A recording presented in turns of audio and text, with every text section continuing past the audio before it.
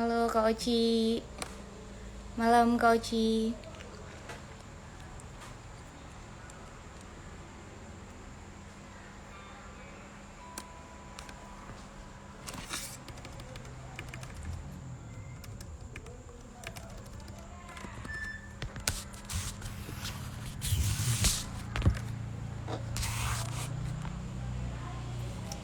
Halo, selamat malam teman-teman yang sudah bergabung. Oke,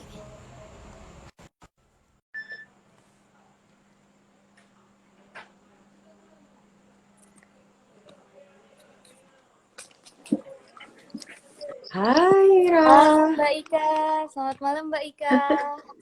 selamat malam. Gimana kabarnya Mbak Ika? Sehat? Alhamdulillah sehat. Ira apa kabar? Sehat, puji Tuhan sehat juga Mbak Ika. Gimana Mbak Ya, Ika? alhamdulillah. Lagi di mana ini Mbak? Lagi di rumah, lagi di rumah. Oh, lagi di rumah. Oke, lagi Iya, kerja dari rumah juga ya Mbak ya berarti ya? iya. Kebetulan hari ini jadwalnya ada yang WFO, WFH. Oh, WFH ya. Oke. Oh, berarti sekarang teman-teman di kantor Jakarta pakai shift gitu ya Mbak ya masuk kerjanya ya Mbak ya masuk kantornya ya.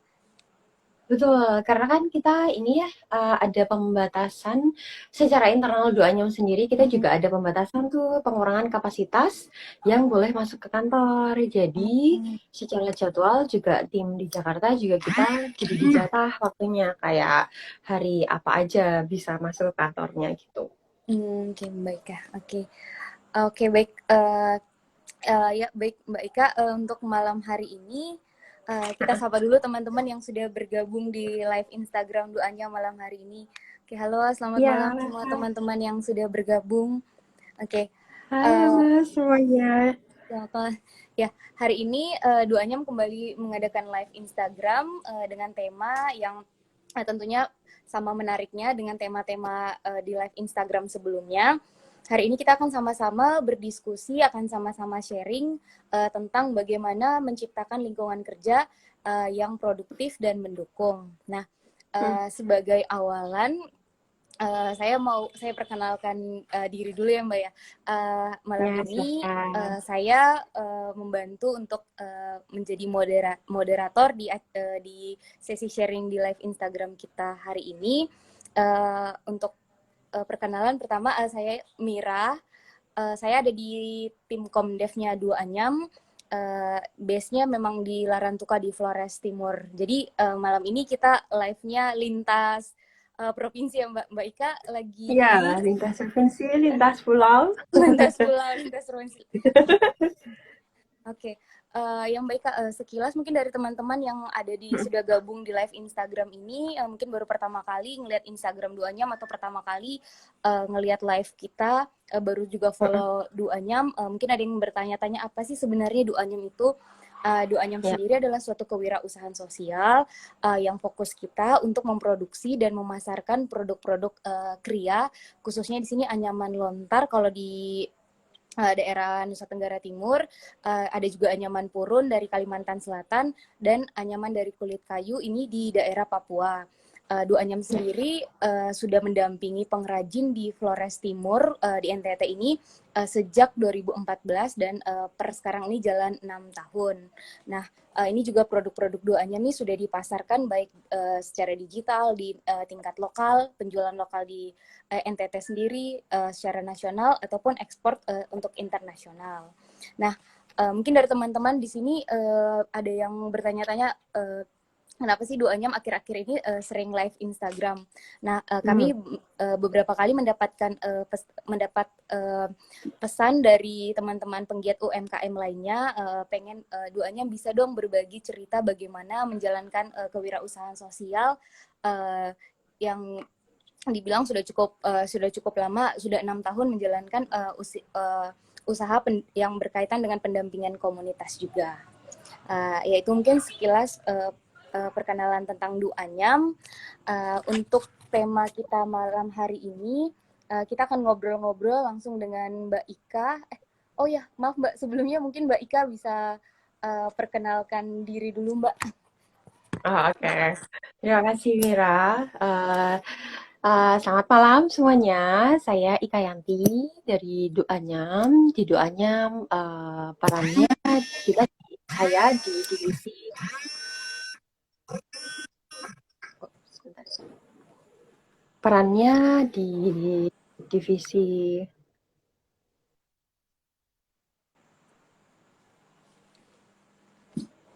Oke. Ini Mira bisa dengar suara saya nggak ya? Bisa Mbak Ika, cuma gambarnya ke freeze gitu Mbak. Iya, kayaknya di saya juga. Kayaknya Oke. koneksinya Mungkin kurang baik. coba keluar dulu ya Mbak Ika ya. Oke, oke, baik.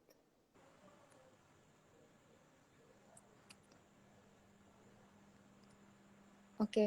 Oke, ya teman-teman, mohon maaf Mbak Ika masih ada gangguan jaringan.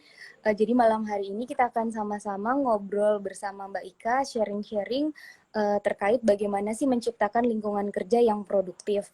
Nah, ini mungkin dari teman-teman yang semisalnya sudah ada pertanyaan, bisa nanti langsung ditulis di kolom komentar atau mungkin bisa langsung disampaikan di feature yang Q&A di bawah di live Instagram ini.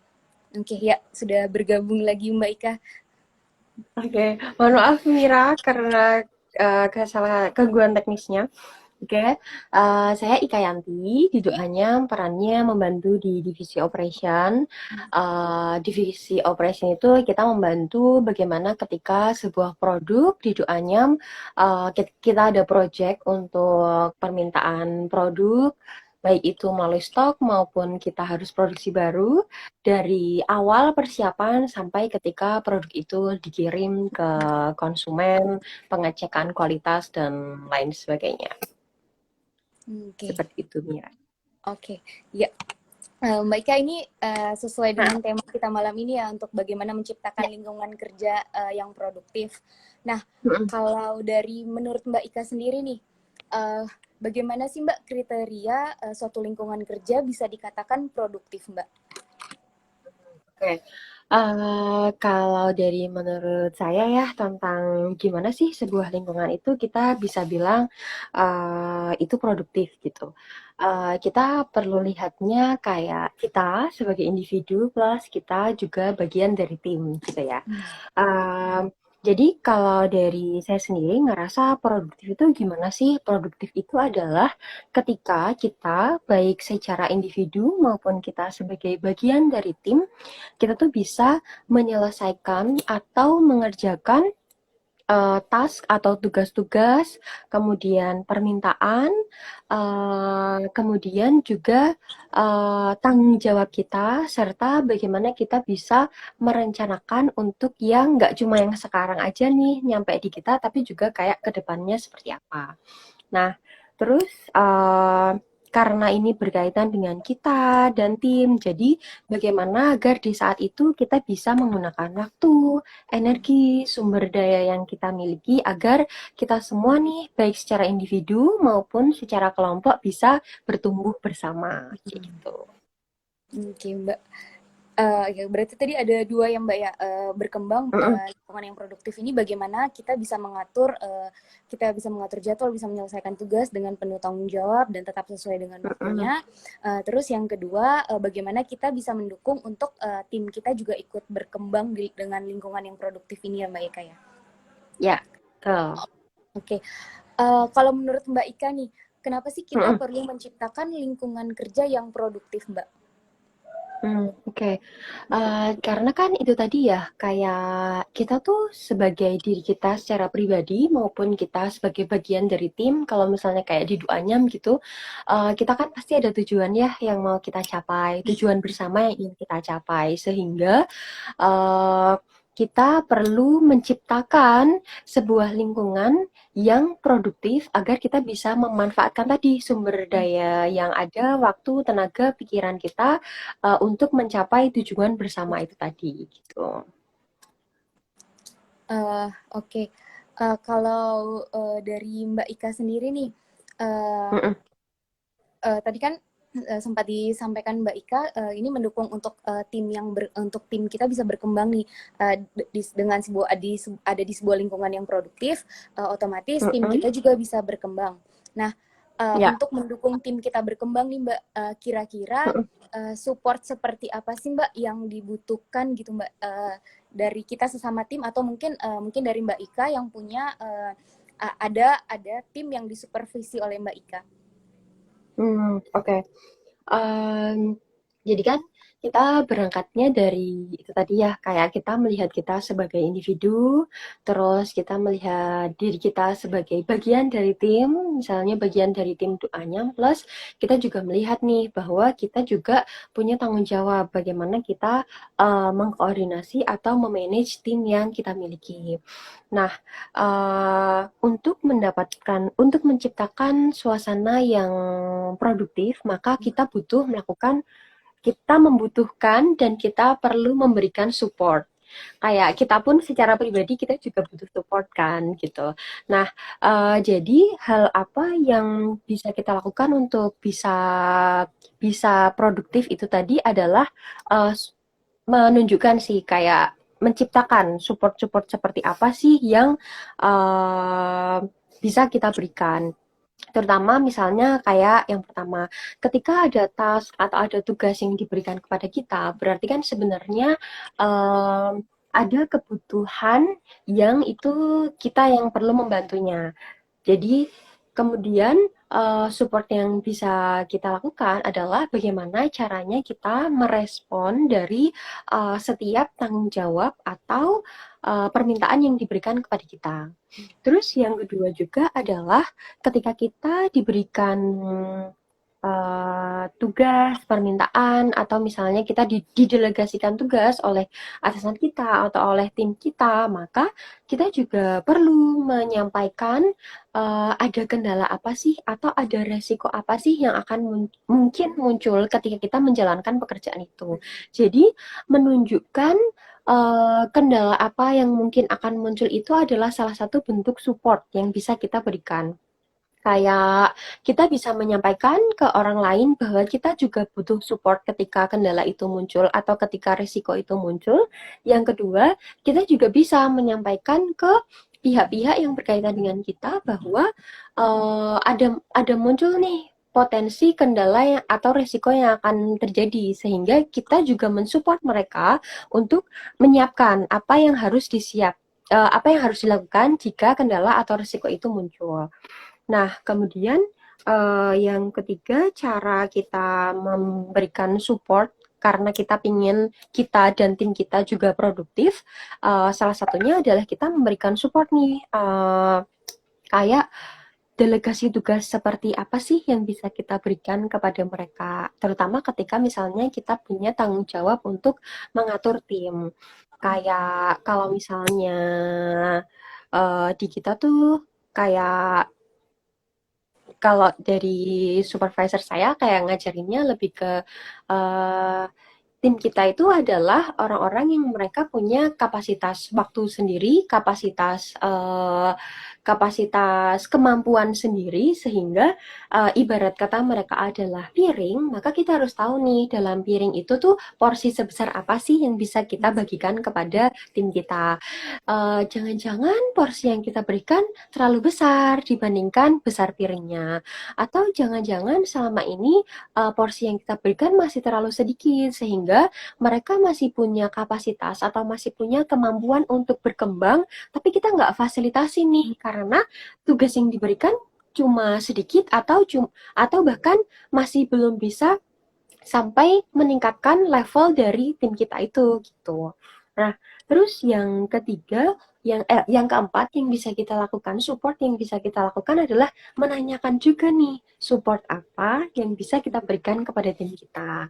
Jadi kayak ketika kita mendelegasikan tugas, jangan kita selalu di ketika di Duanyam saya belajar bahwa ketika saya mendelegasikan tugas, saya tuh nggak cuma membagikan atau meringankan tugas saya dengan saya membagikan kepada orang lain, tapi juga ketika saya terbantu dengan adanya tim, saya juga harus tahu nih mereka butuh bantuan apa dari saya. Gitu, Mira. Nah, kalau dari Mira sendiri nih, kalau kayak di Flores, kayak gimana, Mira?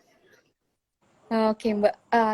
Ya kalau untuk yang tim di Flores kurang lebih sama Heeh, sih, Mbak. Kita saling support. heeh. Nah, mungkin kalau kita yang pertama kan karena teman-teman di Flores nih job desk-nya tuh lumayan beragam. Walaupun kita Mhm, sama-sama si komunitas, tapi teman-teman mhm, di sini setiap tim tuh punya tugas dan tanggung jawab yang masing-masing. Nah, mhm, bagaimana sih kita menciptakan untuk lingkungan kerja kita yang produktif? Pertama, kita selalu membangun komunikasi di antara semua tim.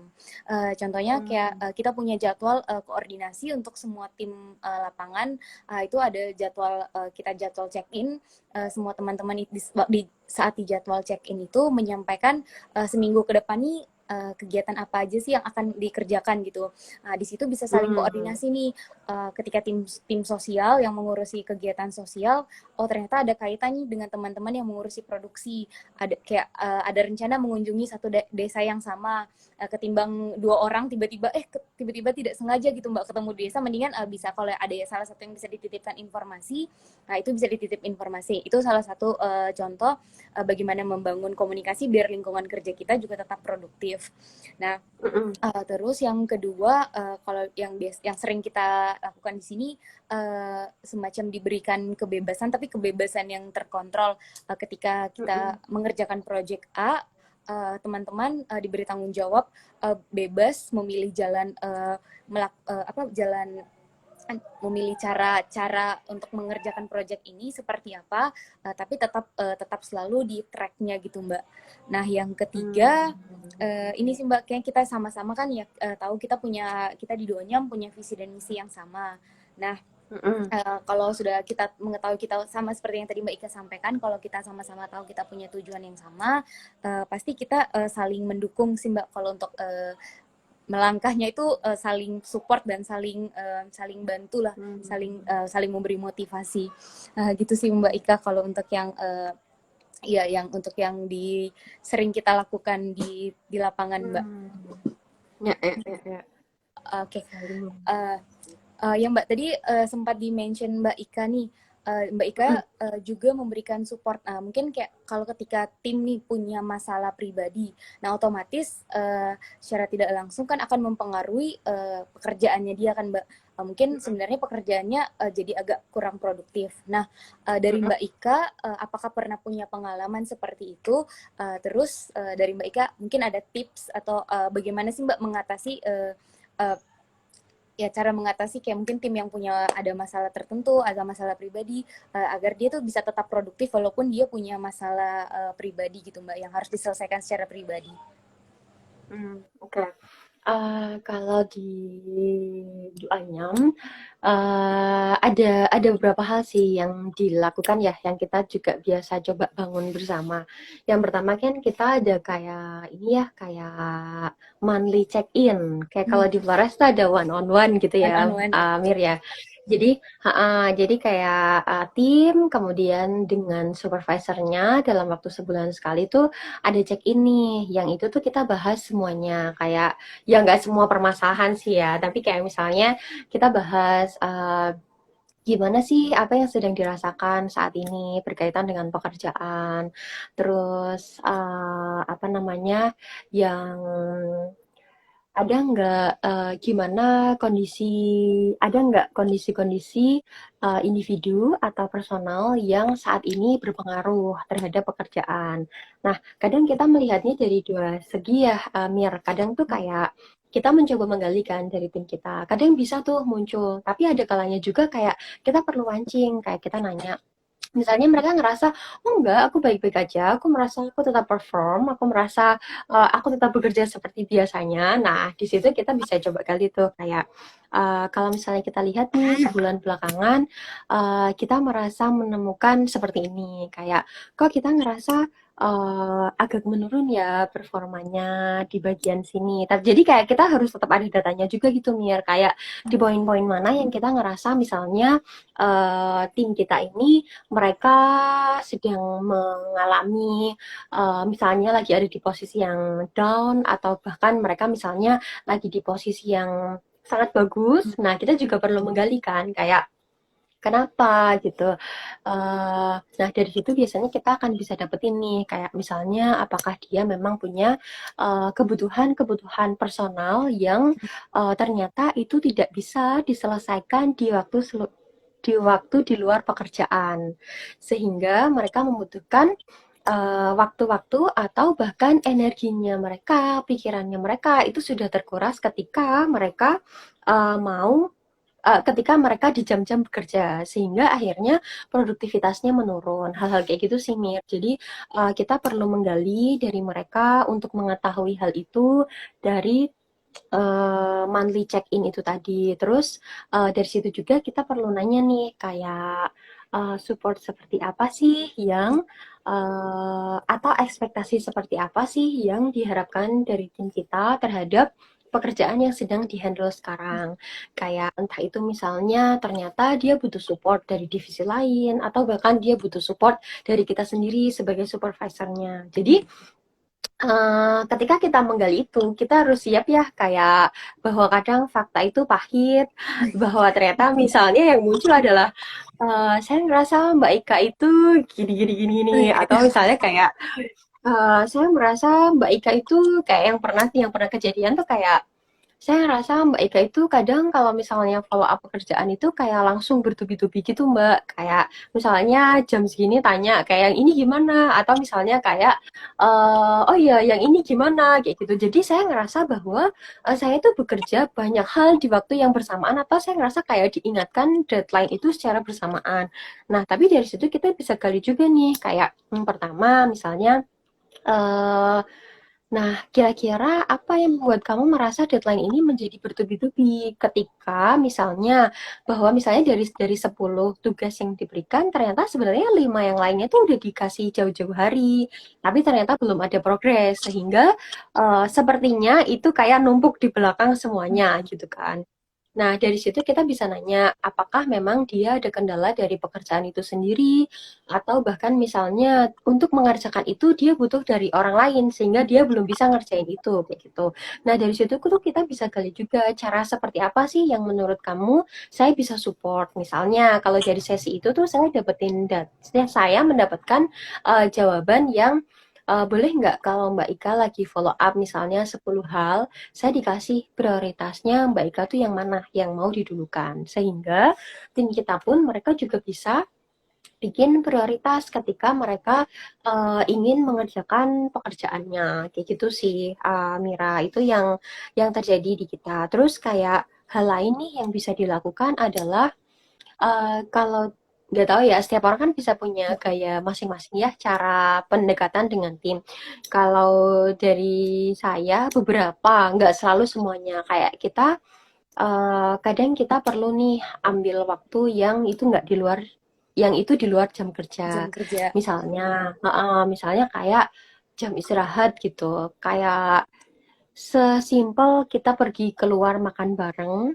Nah, di situ coba kita bahas sesuatu yang itu sama sekali nggak berkaitan sama kerjaan. Kerjaan. Kayak kita tanya gimana family-nya, gimana kehidupan dia di luar pekerjaan. Dari situ tuh kita bisa melihat sebenarnya mungkin ada beban-beban apa saja sih yang dia rasakan. Meskipun nggak selalu itu bisa muncul. Kayak tadi yang dibilang, karena setiap orang kan pasti punya cara sendiri-sendiri ya, dan punya keterbukaan yang berbeda-beda juga. Kayak gitu sih, Mira. Oke, ya, baik. Baiknya kita sapa dulu teman-teman yang sudah Oke, gabung live Instagram ini. Halo teman-teman ya. semuanya, selamat malam. Untuk tema kita malam ini, bagaimana menciptakan lingkungan kerja yang produktif. Uh, Mungkin kalau teman-teman ada yang ingin bertanya, nanti bisa langsung ada di question box ini yang untuk Q&A ini bisa. Atau kalau mungkin teman-teman bisa langsung tulis saja di kolom komentar untuk yang jika ada pertanyaan-pertanyaan. Nah, Mbak Ika ini sudah masuk satu pertanyaan. Oh, Eh, oke. dari Kahana Keraf nih. Halo Kahana, selamat malam. Nah, oke, yang Halo, pertanyaan dari Mahda. Ini pertanyaan pertanyaannya dari sulit ini. pertanyaan dari Kahana, apa tantangannya membuat lingkungan kerja yang kondusif di situasi pandemi atau kerja secara remote? Nah, Oke, ini mungkin Mbak Ika nih bisa dijawab pertanyaan dari oke, Kahana. baik. Eh, jadi kalau di Dua Anyam sendiri ya, kita tuh sempat kalau kita melihat kita tuh kayak punya 3 fase cara kerja ya selama COVID ini. Yang pertama kayak terutama kayak di operation sih, kita benar-benar merasakan tantangan itu selama terjadinya COVID. Yang pertama kayak ada fase yang kita benar-benar oke, ini nggak bisa masuk, kita perlu melakukan semuanya WFH. Nah, itu kayak tantangan yang pertama. Terus kemudian kita ada di fase yang oke, kita udah mulai bisa nih masuk, tapi kayaknya kita nggak bisa semuanya. Nah, itu kayak di fase yang kedua, bahwa kita perlu gantian atau perlu masuknya digilir kapan kita WFH dan kapan kita WFO. Nah, dari 2 fase yang berbeda itu, kita belajar sih. Yang pertama adalah kita belajar dulu nih berdarah-darah ketika proses yang semuanya tiba-tiba WFH. Terus kayak oke, operation kita mau WFH. Oke, apa yang bisa kita lakukan? Baik, kita coba deh kita kirim kita centralize tapi barang kita ada di satu kantor, ada di Jakarta di Batu Jajar gitu ya, kayak misalnya. Tapi kita ada satu tempat workshop yang itu berbeda tempatnya. Nah, oke, kalau begitu, agar kita bisa WFH, jadi kita pindahin barang-barang dari kantor pusat ke workshop gitu. Kalau ada permintaan barang, kita semua barang kita fokuskan dari workshop kita, seperti itu.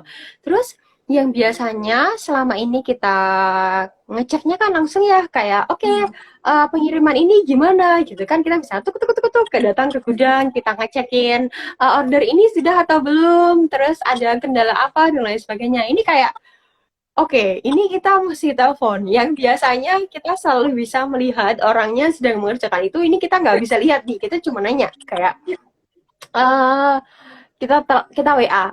Oke, tidak dibalas, kita telepon. Oke, tidak diangkat, kita telepon kembali kayak gitu. Jadi itu sempat ada momen-momen yang itu kita perlu menemukan ritme bagaimana sebaiknya ketika operation yang terbiasa dia selalu bekerja day to day, ada daily task-nya di satu tempat, kemudian kita pindahkan menjadi WFH, dan ternyata di situ yang bisa kita temukan adalah apa ya, kayak request itu bisa dipenuhi, Mira. Permintaan itu mostly hampir sebagian besar itu bisa dipenuhi, tetapi ada effort yang lebih besar yang harus kita lakukan, yaitu yang pertama, mengecek dan memastikan kepada tim kita nih, kayak mereka ada kendala apa. Bisa jadi mereka punya kendala, tapi karena selama ini mereka kan terbiasa menyampaikan kendalanya secara langsung, kali ini bayangkan kalau misalnya nih, oke, request pengiriman ya, dikirim jam 10, masuk jam 9, atau misalnya dikirim jam 12, masuk jam 9. Mereka ada kendala, biasanya mereka tinggal langsung ngomong dan ya udah kita bisa ketemu solusinya. Nah, kali ini tuh kayak oke, habis waktu di ketik-ketik WA, Mbak ini nih foto, ketik-ketik foto, ketik-ketik ya ini gimana? Kirim foto lagi, ketik-ketik. Wah, ini kayak terus kalau nggak gitu telepon. Belum lagi kalau misalnya kayak jaringan internetnya lagi lost, ya hal-hal yang kayak gitu itu cukup menjadi kendala sih di awal-awal. Terus belum lagi dengan inventory yang kemudian dipecah dari satu tempat terpusat menjadi 2 tempat. Oh, ternyata barangnya kurang. Oke, perlu ngambil ke kantor. Oke, dibawa ke workshop lagi. Nah, hal-hal yang kayak gitu. Itu yang pertama. Jadi, tantangan yang dihadapi pertama itu karena di divisi operation yang lebih kerasa adalah lebih ke inventory, bagaimana memanage si inventory ini. Itu kalau dari tasnya. Yang kedua adalah bagaimana kita mensupport tim kita yang bisa jadi mereka tidak terbiasa di supervisi jarak jauh, menjadi mereka harus terbiasa di supervisi jarak jauh. Bagaimana mereka punya tanggung jawab bahwa tanggung jawabku tuh bukan karena aku dilihatin oleh supervisorku loh, tapi bagaimana aku report hasil yang udah aku lakukan ke mereka, kayak gitu. Terus yang ketiga adalah cukup melelahkan dan menjadi tantangan adalah di produksi bahwa tim jahit kita tidak ada, semuanya WFH, kita pindahkan produksi ke kota lain kayak gitu. Kita pindahkan alat-alatnya, mesin jahit, perlengkapan, material, anyaman, hal-hal yang seperti itu sih Mira itu pernah menjadi tantangan di kita. Jadi yang pertama adalah dari segi inventory, dari segi logistik, dari segi production, dari segi supply chains, itu menjadi hal-hal yang cukup tantangan bagi kita. Nah, bagaimana menciptakan produk agar tim kita tetap produktif? Menurut saya di Duanyam kita punya tim yang sangat suportif sih. Kayak support itu tuh nggak cuma dibutuhkan dalam satu tim-tim kecil, tapi juga keseluruhan tim. Jadi kayak misalnya operation, kita datang requestnya dari mana? Dari sales atau dari business development. Hal apa yang kita butuh support dari mereka, kita harus sampaikan itu. Hal apa yang mungkin menjadi resiko ketika kita melakukan WFH dan WFO ini, kita sampaikan juga ke mereka. Sehingga kayak misalnya kita bilang, oke, ini nggak bisa, deadline seperti ini nggak bisa. Apa yang bisa dilakukan? Kayak, bisa nggak kirimnya parsial? Atau bertahap. Bisa nggak ini kita nggak bisa ngurus packaging dengan tim kita yang terpencar-pencar. Bisa nggak kita jualnya tanpa packaging, kita cuma jual barangnya as is. Nah, hal-hal kayak gitu tuh supportnya yang perlu dilakukan itu kayak banyak. Jadi kayak nggak cuma dari kita secara internal tim, tapi kita juga butuh support dari divisi-divisi lain. Support dari kita dengan supervisor. Wah, itu sangat berpengaruh sih, Mira. Jadi apapun yang jadi kendala kita, yang kayak Mira bilang tadi, komunikasi. Komunikasi itu penting banget, terutama ketika kita nggak bisa lihat, mata kita terbatas, kita nggak bisa lihat antar kota. Jadi kita sangat butuh teknologi. Teknologi itu yang cukup membantu di kita secara tools, tapi komunikasi dengan supervisor, dengan divisi lain, fokus pada solusinya apa, itu juga akan menjadi hal yang sangat membantu. Plus, kalau yang kemarin itu sempat kita munculkan juga di masa-masa pandemi untuk menciptakan dari produktivitas kita, menjaga produktivitas kita juga kita ada check in check out daily sih Mira. Jadi seenggaknya di hari itu kita tuh bisa paham tim kita tuh lagi ngerjain apa, mereka ternyata di paginya mereka punya plan ini, di sorenya mereka cuma bisa selesai ini. Kita tanya kenapa, terus support yang bisa kita berikan apa, kayak gitu. Jadi beberapa hal yang perlu ditekankan adalah satu, tadi kita bekerja secara individu karena kita bagian dari tim. Dua, kita juga jangan lupa bahwa kita bekerja dengan orang lain. Jadi kayak supportnya tuh nggak cuma untuk diri kita, tapi juga support untuk orang lain, support ke tim kita, support ke divisi yang lain. Gitu. Oke. Ya sih Mbak, kebayang ya Mbak, tim ops tuh bagaimana ribahnya kalau lagi tidak bisa ngecek langsung ya Mbak. Oke. Nah, tadi tuh sempat di-mention Mbak Ika soal tadi bagaimana support dari secara internal dari diri kita sendiri ke tim dan juga dari eksternal dari lingkungan sekitar ke kita. Nah, terkait ini Mbak, dari Mbak Ika, apa ada tips gitu Mbak, bagaimana cara balance untuk keduanya Mbak? Bagaimana bisa menggabungkan kedua tadi, poin dari internal, dari diri sendiri, dan dari eksternal, dari lingkungan sekitar, agar kita bisa tetap produktif gitu Mbak? Oke.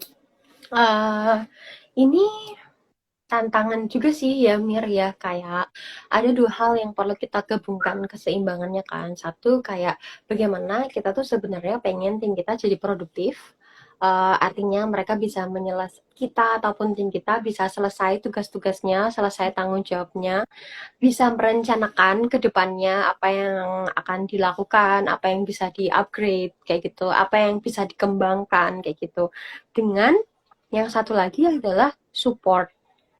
Nah, produktif dan support ini tuh sebenarnya sesuatu hal yang produktif dan suportif ini tuh kayak kata sifat yang sama-sama positif ya sebenarnya.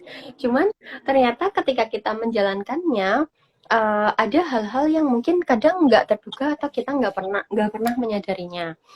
Uh, yang pertama, kalau dari saya ada dua hal yang itu menjadi kendala bagi saya yang saya cukup sering mudah terjebak di situ adalah yang pertama nih ketika uh, kita sebagai individu maupun kita sebagai punya tanggung jawab memanage tim, yaitu kayak bagaimana ketika kita sedang khawatir atau ketika kita bagaimana mengelola kekhawatiran atau mengelola sesuatu yang mungkin kita sendiri tahu atau kita sendiri sudah bisa punya bayangan bahwa oh sepertinya ini sulit untuk dilakukan.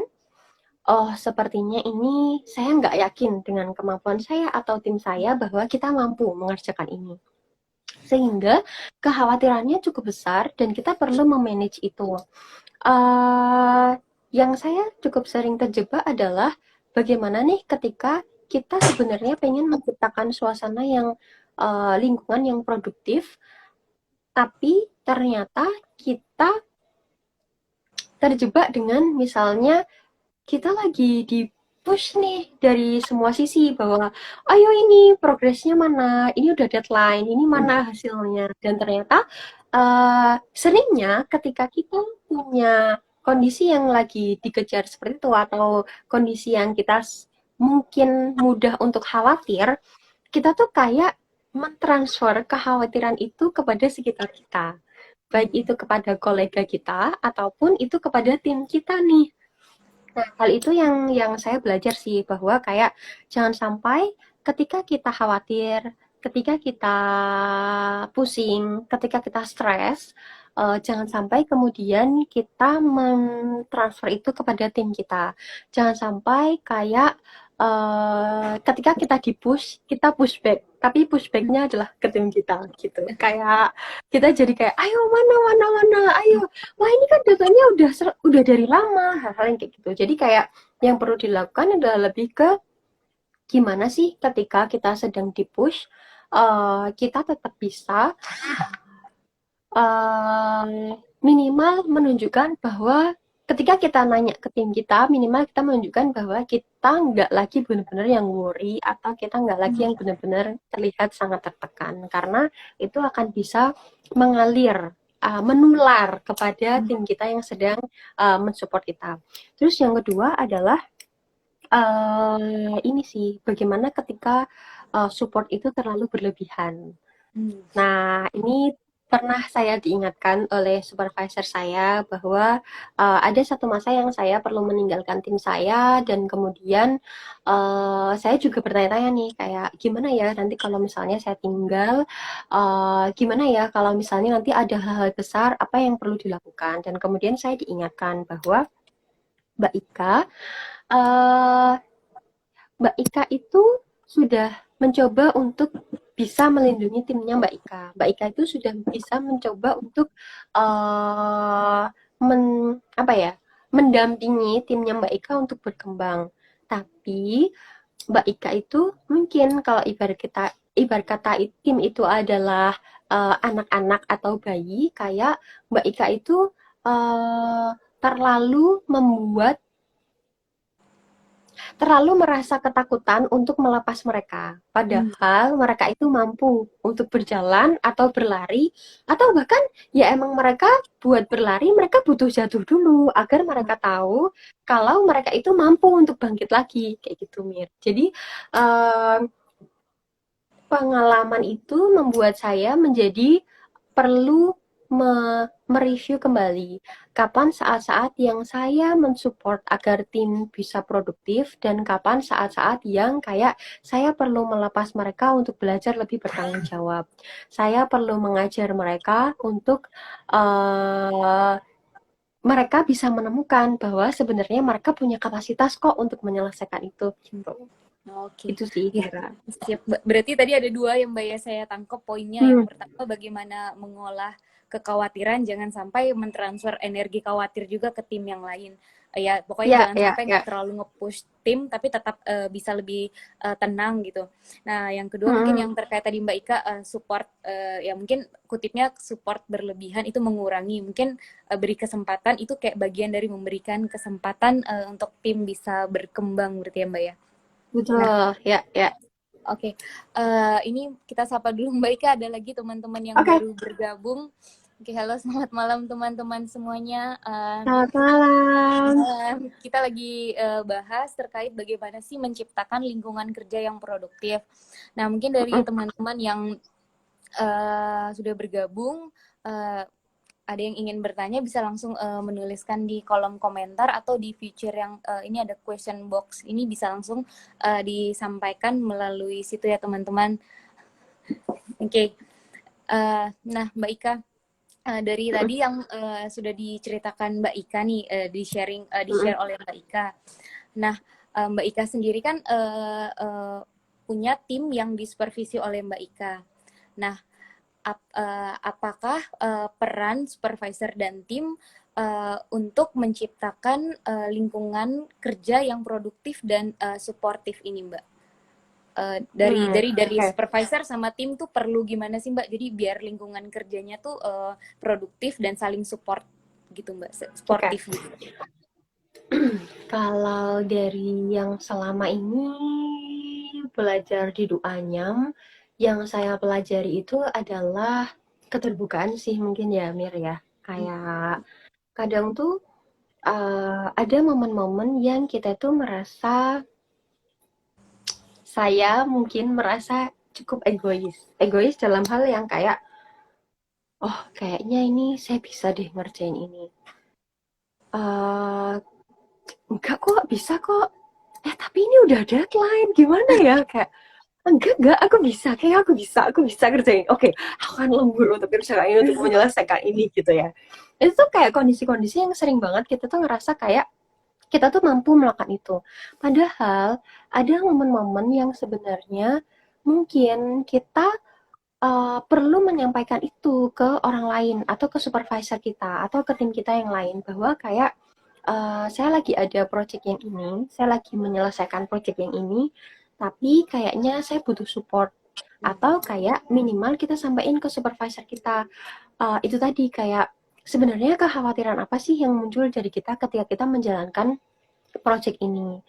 Kayak kesepakatan-kesepakatan seperti apa sih yang itu perlu di-clear-kan di awal. Plus kayak eh, misalnya kita merasa kesulitan atau kita bimbang dengan kita punya berbagai pilihan solusi, kayak kita nanya aja gitu, saya punya kendala seperti ini, tapi saya punya dua contoh solusi yang seperti ini.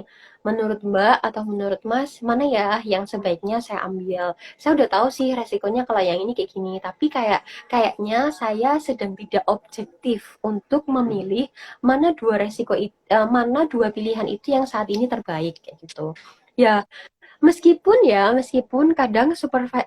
kadang kita tuh kayak udah tahu gitu loh, kita tuh mau ngambil yang mana gitu Mir, tapi kadang sebagai manusia kita tuh kadang butuh dukungan atau bahkan kalau saya belajar dari salah satu senior di Doanyam ya, kayak kita tuh setiap manusia tuh pasti punya blind spot gitu loh.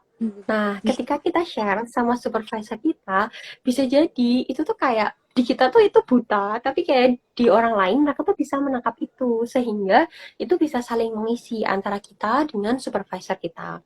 Itu kalau kita sebagai bagian tim yang disupervisi. Terus kemudian kalau kita sebagai bagian dari tim yang kita mensupervisi, yang perlu kita lakukan adalah ya sama halnya itu tadi, kayak kadang nggak selalu tim kita yang menanyakan ke kita secara langsung. Jadi hal yang bisa kita lakukan ya kita yang check in, kayak Hmm. kita yang nanya ada kendala apa, terus ini kok progresnya seperti ini, kenapa kayak gitu. Jadi kadang ketika kita nanya, kita tuh nggak bisa jadi kita tuh nggak tahu juga jawaban dari pertanyaan tim kita. Tapi kita tuh bisa gali sama-sama atau ada kalanya juga kayak kita perlu sampaikan bahwa oke, kendalamu seperti ini, tapi sepertinya saya butuh support dari supervisor saya untuk memutuskan apakah solusi ini baik atau enggak kayak gitu. Jadi kayak kita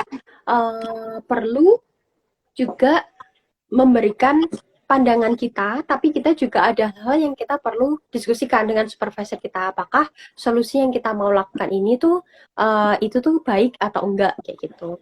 Plus juga mengajarkan ke diri kita maupun ke tim untuk satu terbuka, yang kedua kita gali juga kayak oke, kamu punya kendala seperti ini. Jadi menurut dirimu, kamu tuh punya solusi apa kayak gitu. Karena itu tadi bisa jadi sebenarnya ketika tim kita punya kendala, mereka tuh udah punya pilihan alternatifnya, tapi entah mereka bingung atau bahkan mereka bahkan bisa jadi nih mereka tuh tidak menyadari bahwa mereka udah punya solusinya kayak gitu. Jadi uh, butuh uh, penjem butuh peran kita sebagai penjembatan antara apa yang mereka pikirkan, apa yang sedang mereka hadapi, dan kayak mencoba menyarikan dari semua hal itu gitu. Itu sih Mir. Oke. Wah, oke Mbak Ika. Eh, kita udah ada pertanyaan lagi nih Mbak Ika yang masuk nih. Ya. Ini dari Mbak Dwi Okta, Mbak Ika, terima kasih untuk penjabarannya yang keren sekali.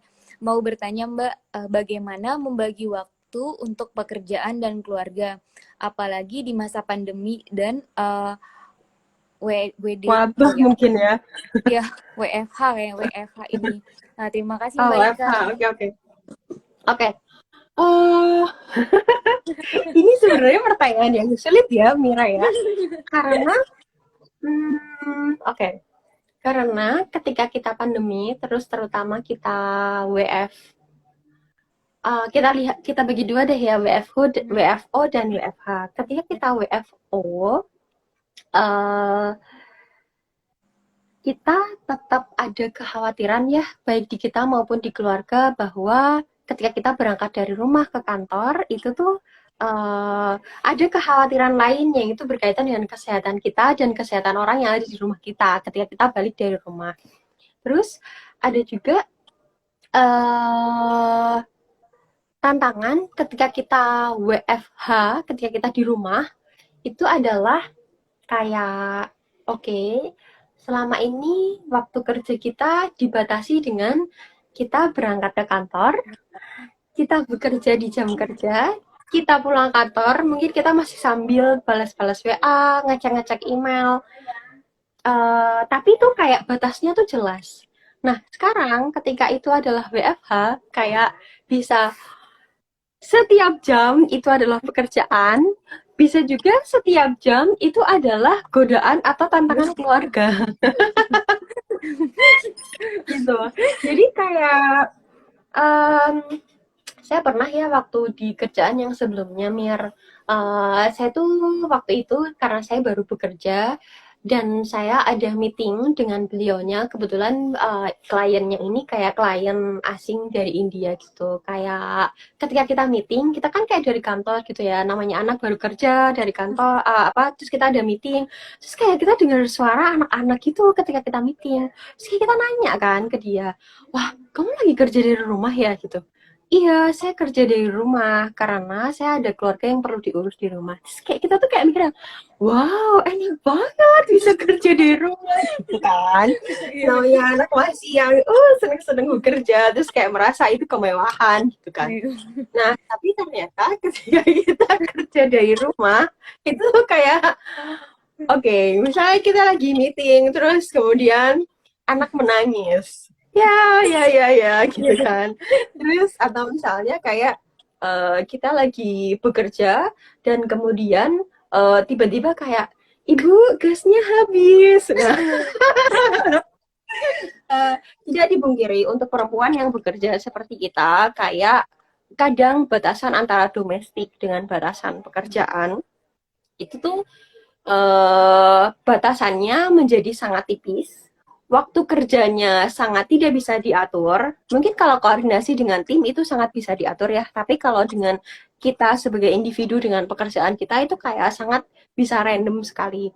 Nah, yang selama ini dilakukan adalah yang pertama dari saya mencoba terbuka sih Mira dengan supervisor saya.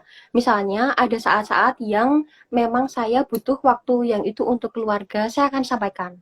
Jadi kayak saya akan bilang, Mbak, saya minta izin dari jam sekian sampai sekian, sepertinya saya akan slow respon. Tapi nanti saya akan coba ganti kerjaan itu di jam lain, di jam kerja, di luar jam kerja, kayak gitu sih Mir. Jadi kayak satu keterbukaan dengan supervisor plus keterbukaan dengan tim. Biasanya saya juga akan bilang nih kayak ke tim, kayak saya mati lampu ya di rumah, jadi saya nggak bisa ikut Google Hangout. Atau misalnya kayak sinyalnya lagi nggak oke nih, kayak gitu. Jadi saya akan bisa dihubungi via telepon biasa, kayak gitu. Jadi kayak keterbukaan kita kepada tim, keterbukaan kita kepada supervisor itu tuh sangat perlu. Sehingga ketika memang ada kebutuhan-kebutuhan yang itu keluarga atau kebutuhan-kebutuhan yang itu adalah pekerjaan, kita tetap bisa menyampaikan sih ke semua orang yang sebenarnya mereka punya hak kita gitu. Kayak di keluarga mereka juga punya hak kita sebagai bagian dari mereka. Di pekerjaan mereka juga punya hak kita sebagai kita bagian dari tim. Kayak gitu sih. Semoga jawabannya membantu ya Mbak Iya, Dewi Mbak. Okta. Iya, terima kasih. Oke, Mbak Ika, waktu kita nih kurang lebih Uh-uh. 9 menit lagi. Nah, masih ada Oke. satu pertanyaan terakhir Uh-uh. dari Ayah Ayah Ayah Sil. Oke, halo Kak Ika, Halo Ayasil. Aku dari Ilkom Brawijaya. Uh-uh. Eh, Dulu Kak Ika pernah isi kuliah tamu di Brawijaya. Saya penasaran Oke. bagaimana tipe leadership Yang eh, ada di Duanyam yang ya. ada di duanya mungkin. Uh-uh.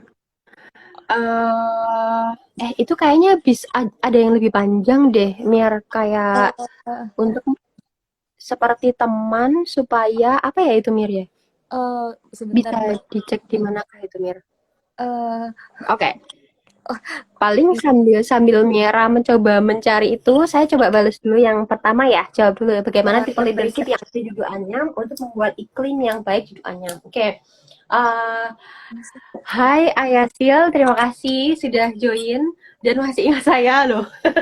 Uh, jadi kalau di Duanyam itu ya hal yang saya pelajari dari supervisor saya Ayasil dan sekarang saya mencoba menirunya dan menjalankannya.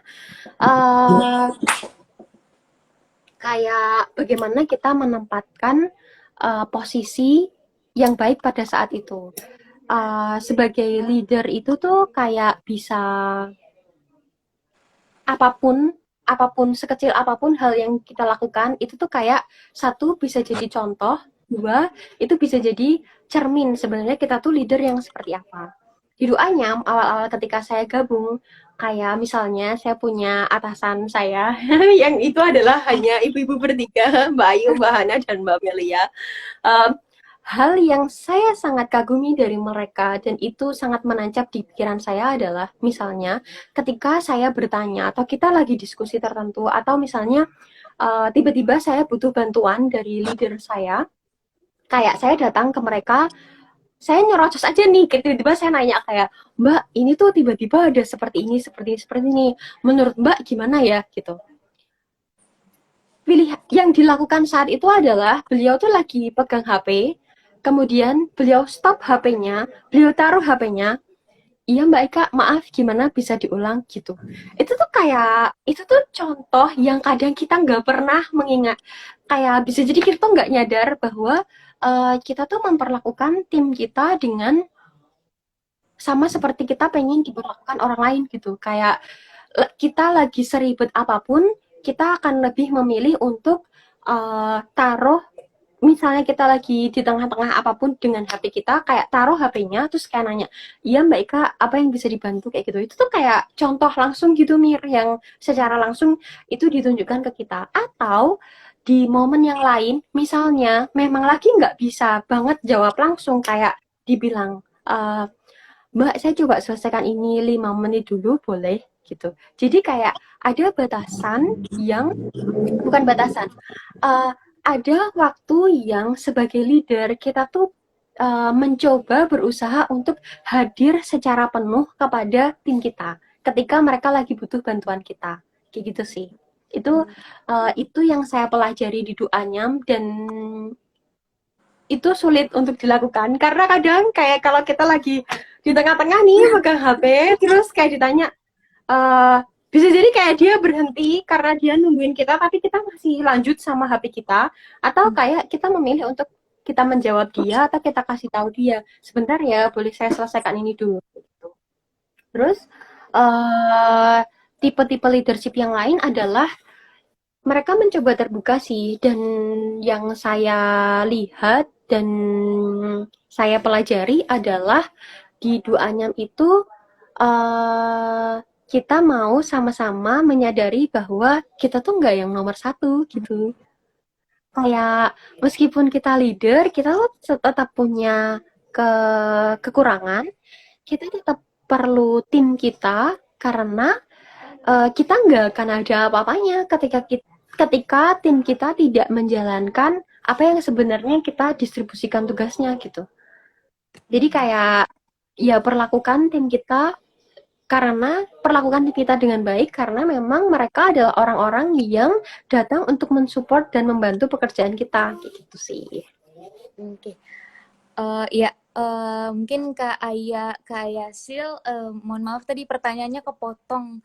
Jadi mungkin kalau ada teman-teman yang masih ingin bertanya, nanti ada link di bawah, ekosistem Duanyam akan ditaruh di kolom, di dalam komentar. Nanti bisa teman-teman kalau ada yang ingin masih penasaran tentang bagaimana sih lingkungan kerja yang produktif, atau terkait doanya menjalankan kewirausahaan sosialnya seperti apa, nanti bisa disampaikan melalui link yang akan ada di kolom komentar ya nanti.